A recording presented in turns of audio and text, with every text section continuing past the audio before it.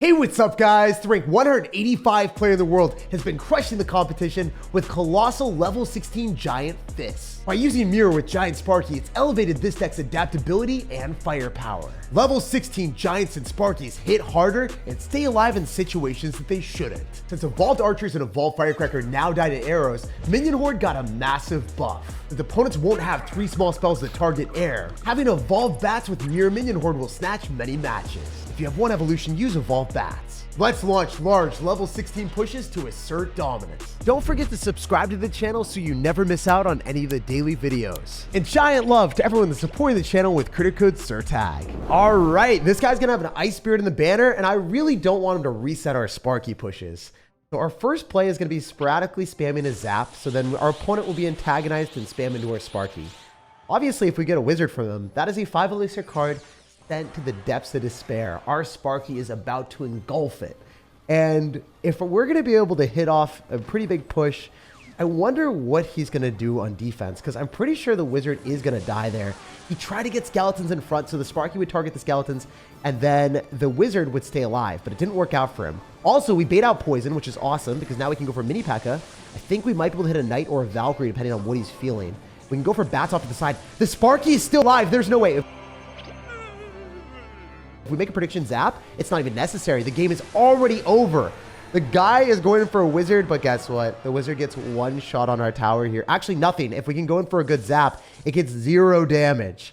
But for the rest of the game, as you guys already know, we're going to be spamming our Sparkies on defense. If he goes in for any balloon, we've got Minion Horde, and even if he's got arrows, we've got the Mirror Minion Horde. We're safe regardless. A few dominance is asserted later. We have completely crippled this guy's morale. He said good game and well played and dipped out of the match. And we're to leave him in the past with our Sparky Blast as we collect the 3 crown. Having the first game be so fast is always something that we love to see, as we make Sparky strides up to 6,100 in the world. Yo, we matched into a top 200 player. This guy finished 165 in the world. So he is actually a little bit better than me. Slightly scared to match into this guy. I'm going to be cycling a zap on the tower and just see what he's going to be playing. Reason why I go in for the zap is because I've got double spells in my hand, and I might need to use bats in case my opponent has a balloon deck. So now I could cycle my bats because I think I would get to Minion Horde pretty quickly, so I wouldn't have to worry about that. I am going to drop them in the back left. I think my opponent's probably got a beatdown deck because they're apprehensive of cycling anything. This will be a harder game for us to win in 2 seconds since we are playing against someone at a very high caliber. With our low skill deck, unfortunately, it's hard to prevail through top tier defenses until they make mistakes. So, like in the last game, remember when the guy went in for a wizard and we were able to go Sparky same side, cycling a 5 elixir cost card at the start is bad in most situations. So that allows you to win the game. But this guy, he didn't do that. He's just super safe. He's very prudent with his investments of elixir. Anyway, we are in a good spot, though. We know that we're playing against lightning, so maybe we can go lightning fast with the giant mini pack on the right-hand side and hopefully make him eat my words where I thought that I wouldn't win and now I win, maybe? I don't know. Am I stupid? Am I smart? Are we going to tear his tower apart? I guess not. It was optimistic to say the least, but the cool thing about running Dagger Duchess is you don't necessarily have to respond to your opponent's counter-pushing cards after you spend a lot of elixir on offense. For instance, one of the reasons why Dagger Duchess is overpowered is you go in for offensive plays, they get counter-pushing cards like that Phoenix, and then you look at the Phoenix and you're like, wait, that Phoenix isn't any cohesive counter-push. Like, it's not giving him damage that he wants. It's not giving him a structure where he's really proud of using that Phoenix, because he can't. He's not able to go for the Electro Giant with it because he just didn't have enough elixir, and he had Electro Giant on the other side, and he felt obligated to spend a lot more elixir with that. And now I think we can go in for a Giant and bats push to the right-hand side. I think he's going to overspend on the left, so I don't necessarily want to spend that much elixir. Instead, I think it's just better for us to ignore the Phoenix again, go for bats with our Giant, and bewilder him with a double dual-lane Giant push. These are the shenanigans that I like to do. I don't necessarily know if y'all love it, but this is kind of how I play Clash in this meta. I like spamming like a savage. So, unfortunately, we don't break through, but it is what it is. We could just defend this, and ooh, we're going to take so much damage from that stupid Evolved Knight. All right. Well, I think we go bats here, and we use that to overheal our bats, and then we go in for a Giant. Actually, what if the Knight gives us enough health so the Giant plus the bats stay alive, and then it's not horrific? There's a chance that works better for us, actually. And then he doesn't have Evo Skellies to bail him out right now, so we can go for a mini pack again. Just ignore and spam more. Ignore and spam more. This is how you play Clash Royale, guys. We have a giant level 16 in our opponent's face. We're going to go in for arrows here on top of the cannon.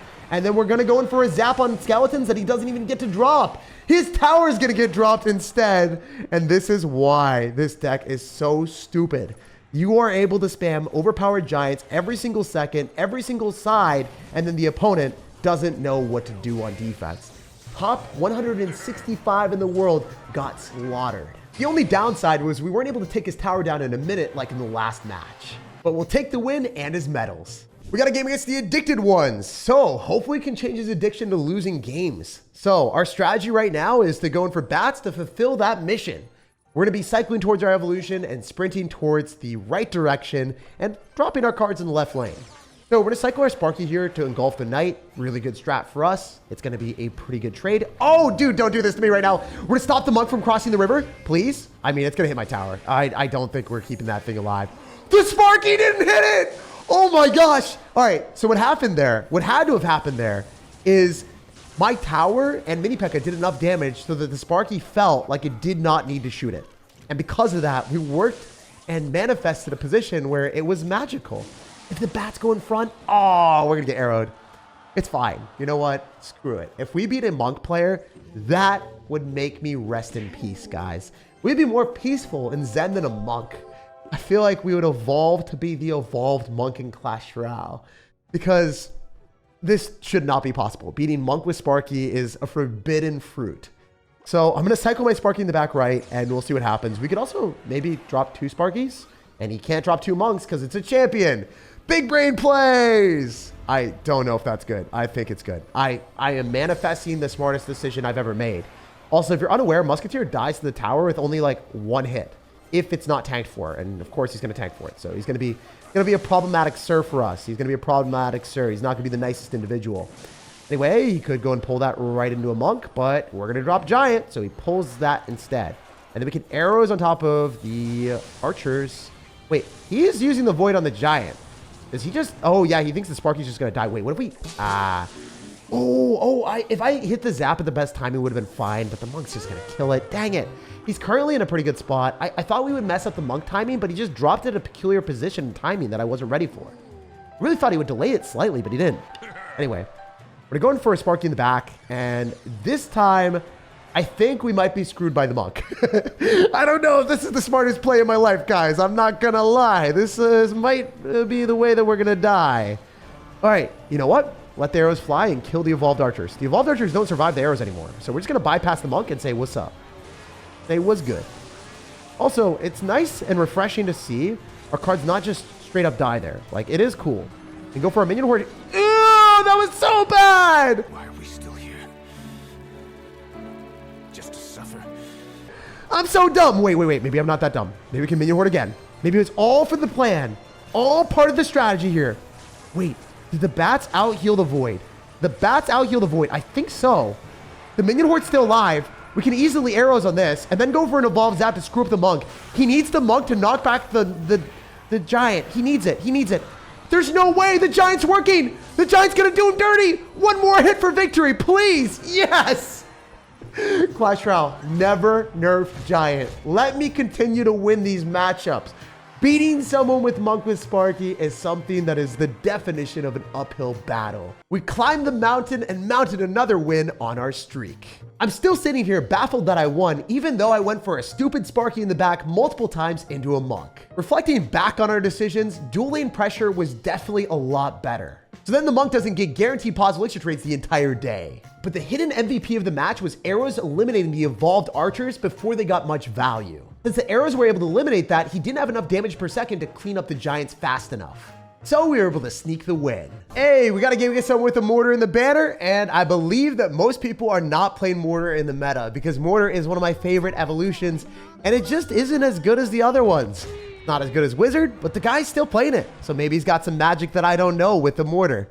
So I'm going to go for bats here, and the good thing that we have is the potential of forcing out any card that we can just arrows. Oh, he's got P.E.K.K.A with mortar. Wait, this is cool. This is actually quite cool for our opponent. Not cool for us, obviously, because I don't know if the Sparky shoots the P.E.K.K.A. If it does, then we're in a very good spot. but obviously it didn't happen. So we have to pull back the P.E.K.K.A, have our Sparky finally get a shred of intelligence and not be a trash can on wheels. And we're wheeling our way to counter his cards. Wasn't great, but it worked out, and you know, we'll take it. We can go in for a mirrored up mini P.E.K.K.A in front of our Sparky and then have arrows or zap at the ready. I think that's going to be our best bet right now. Just want to force that extra elixir. If the mini P.E.K.K.A gets a hit, yo, now we zap on whatever he drops nearby. Nah. You know what? Screw it. You don't have elixir for the P.E.K.K.A. After you lightning, you definitely don't have elixir. So we're going to go for bats, have the Giant start tanking, and this might win us the game. If he doesn't have like arrows or something readily available, the bats are just going to do way too much damage. Forcing out a NATO. Wait, we can zap on this to kill that a little bit quicker. Now the Giant locks onto the tower. Let's freaking go. Even though you got the P.E.K.K.A and the mortar in the same deck, it doesn't matter. We dominate our way through, and there's nothing you can do because we just apply pressure when you don't have elixir to go and drop your P.E.K.K.A and your mortar at the same time. We identified that you had to overspend to defend with the lightning on top of our Sparky, and then we're like, you just lose. So yeah, for the rest of the game, we're just going to be solemnly cycling our Sparkies in the back without a care in the world while his world crumbles. A few Sparkies later. Kind of a chaotic game since the guy ended up having Executioner with Mother Witch and Lightning and P.E.K.K.A and Mortar. It's almost like he assembled an entire deck to counter us and still lost. All right, this guy's got an Electro Giant in the banner. We played against one of these earlier against a top ladder player, so maybe we're going to be playing against something different. I like variety in Clash Royale. That's what I'm hoping for. I'm going to zap the tower, and we'll see if he's going to have the spice of life. Or, oh, wait. He literally arrows on our tower.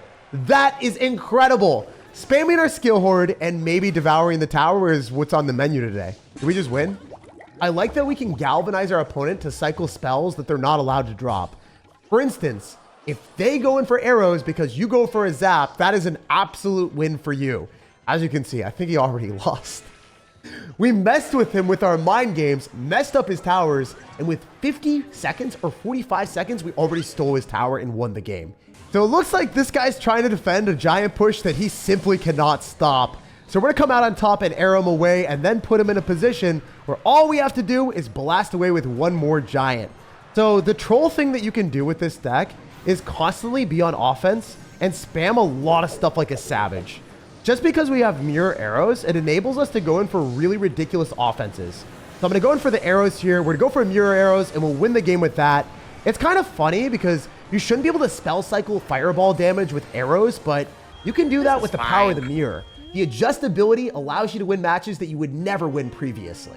Even though we snagged an early tower, the game got slightly more sketch because he had perfect answers for us. Evolve Valkyrie to pull back our giant, arrows for our minion horde, and then also guards for our mini P.E.K.K.A. Even in some of the worst matchups in the game, you can still come away with dominant 3 crowns. Yo, we're gonna end the day against a top 520 player. Let's go. So we have a total challenge on our hands and we are ready to throw him a basket of problems. Wait, if he actually goes in for a mini P.E.K.K.A like that, adventurously, it's going to endeavor to Aura side a little bit faster than our giant. So I think he loses the entire mini P.E.K.K.A here, and he allows me to be a bit of a savage. So mini P.E.K.K.A, please allow me to do stuff here. Mini P.E.K.K.A, you didn't help us kill the other mini P.E.K.K.A, so you weren't really a team player. You're just watching on the sidelines, and you're getting splashed by the wizard. Mini P.E.K.K.A, you're so dumb. Mini P.E.K.K.A, you are the dumbest mini P.E.K.K.A I've ever seen in my life. You are the definition of a failure, but it's okay. We accept failures of mini P.E.K.K.As here. Oh, please, Sparky, don't let that wizard splash onto the tower. Oh my gosh. That was rather appalling. I don't like that interaction, but it's okay. We took it for the team. The mini P.E.K.K.A wasn't a team player, so the Sparky was. That's how it happens, guys. All right, we got to zap this. I think it's ideal because the minions would deliver 500 damage to our tower if we just let minions do their thing there. Oh, this is kind of weird. Can we just go in for our giant, separate it from the Sparky so the Sparky doesn't hit our giant and our Sparky at the same time? We will get a better interaction than we would have gotten if we had just let our Sparky die. Our Sparky would not force out any extra elixir. Like, we are forcing out a giant from our opponent. Also, Round 1. Fight. Sparky's trade where the Sparky doesn't die from a Sparky shot, so we will get another shot on his Sparky. Actually, we straight up kill it because ours is level 16. I didn't know that interaction. I forgot that my Sparky was level 16. It barely did enough damage to win the interaction. Despite our Sparky shooting second, our Sparky was the winner there, baby. Heck yeah. All right, well, Wizard is unfortunate, but hear me out, guys. Double the Sparkies equals double the wins. Equals double the stats. equals double the brain power? I don't know. We're supercharging our way of winning. That's how we have to win. We're not winning with anything other than Sparky spam. So the first Sparky shot will do nothing, but maybe the second one will, please. All right, what if he goes minion horde and we like go for bats and then arrows? Or maybe we can go in for like, yeah, I think we can go arrows maybe. Please? Oh, wait, he has nothing for the giant now. Oh, never mind, I forgot. I feel so dumb. Oh, I'm as dumb as my mini P.E.K.K.A was at the start. And that's hard to accomplish. I'm pretty proud of myself. All right. Oh, cool. What if we mirror zap in his face? What if we get fancy like it? What if we get fancy with it? I bet he isn't ready. Okay, cool. Mini P.E.K.K.A is going to die. Mini P.E.K.K.A is going to take it for the team. Yes. Now our Sparky fires first. Our Sparky fires first. Beautiful. How does he win this? What does he do? I don't think he can defend this. We just Evo zap. We give him the clap. And we snag the bag, baby. There's no way he's stopping that giant. So even though he had multiple elixir collectors, he couldn't collect enough cards to defend our Sparky spam. And our supercharged charge pulverized our opponent. It's electrifying beat a top 500 player when he has 2 elixir collectors on the map. Because when you're down that amount of elixir, it shouldn't be recoverable.